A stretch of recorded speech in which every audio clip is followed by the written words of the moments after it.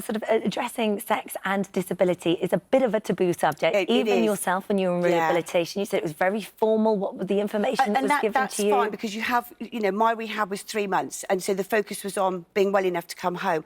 And they did have talks there, but I wasn't in the place where I just wanted to get everything working, my medical condition sorted, so I could go home. And it wasn't until I got home, then it became, OK, right, now I need to deal with this as well. Well, it was as far as intimacy was concerned, you and I can sort of understand that the both of you are thinking, OK, you're terrified you might break her, you're terrified, is the time right? You know, what do we do? I think I was too much of a sort of in a carer mode. Yeah. You know, you're sort of trying to make everything right. You want it to be as comfortable for Ben as much as it is for, you know, for myself, but also you're just sort of thinking, right, I don't want to do that.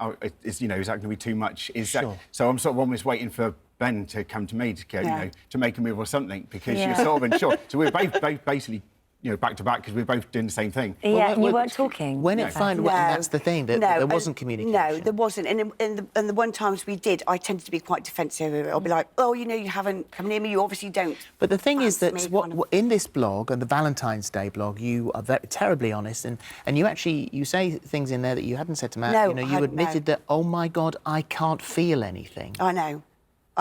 It would, yes.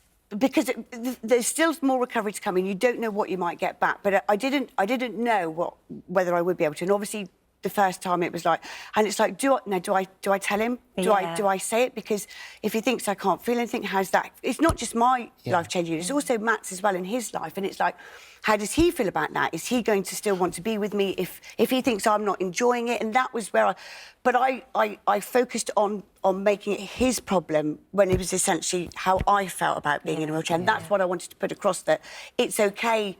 You know, probably able-bodied people feel the same if their partners don't, you know, show any... But the beauty of this is, by eventually talking about it together, what you realised was that regardless of what you feel or what you don't feel, it's the love for each other, it's that feeling of being desired and that moment of togetherness and intimacy, which is what makes your relationship so strong. We've had some moments since the blog where we've both been open about it. I think the blog told me more than what she's actually told me herself. Isn't that funny? And the thing is, I didn't. It was my brother that told me. Because it's always a nice way to do that. You know what she's just written? He rang me up at work and said, "Have you seen what Ben's put on the blog?" I went, "No."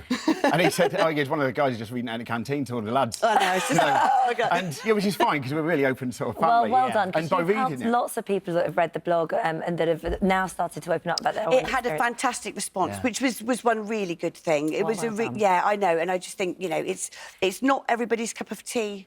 And my mum will be sat on the sofa cringing the fact that I'm talking about. Brilliant. But it's just it's something that isn't talked about with final people, and it's just to kind of say it's all right to feel vulnerable. It's fine, and you know, speak it, go past it, and it's better the other side. Really, was what we wanted to say for it. Really.